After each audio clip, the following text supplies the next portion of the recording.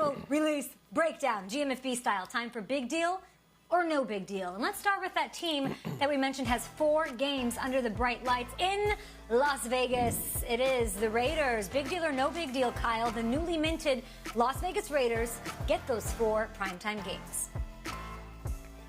I mean, how could this not be a big deal? This is a huge deal. And I just look at it, it's an historic deal. If you were to go back 10 years ago and tell a diehard football fan, check out what's going down in 2020.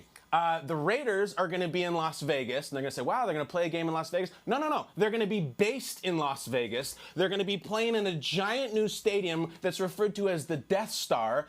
Their GM is Mike Mayock, and they'd be like, the guy who does color commentary for Notre Dame games? Yes, him. Their coach is John Gruden. The guy from the Wing commercials? Yes. And David Carr's little brother is their quarterback, and they're in Vegas, and they're ready. This is a huge, huge deal. It's 4. I wish it was 10. This is going to be awesome.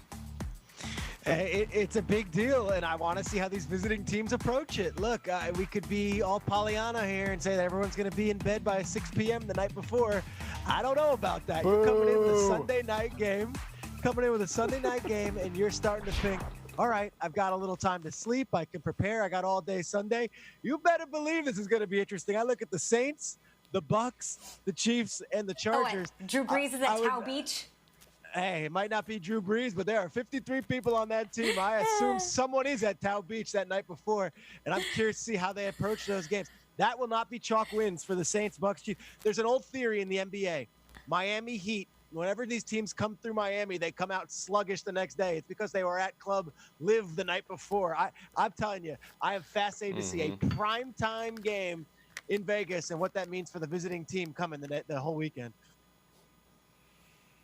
Big deal, colossal deal. Listen, if you're not in the surrounding cities, of course, if you live in Vegas and you're a Raiders fan, you'll go. But if you're not in Arizona, LA, or just a diehard that wants to make it to every game, if you want to see the game, but you don't want the Vegas experience, this is a big deal. So for me, I'm a fan of the Raiders. I got guys on the team that I still love and support, but I live here in New York, so I can't hop on a plane every time I want to go see a game. But if they have 4 primetime games, I get to experience all of it. I get to see the glitz, the glamour, the bright lights without all of the Vegas chaos. Like, you know, the Vegas walking down the boulevard and guys are handing you pamphlets and you're like, bro, I'm with my wife. What are you giving me? Are going to the airport and you got them like last minute gamblers.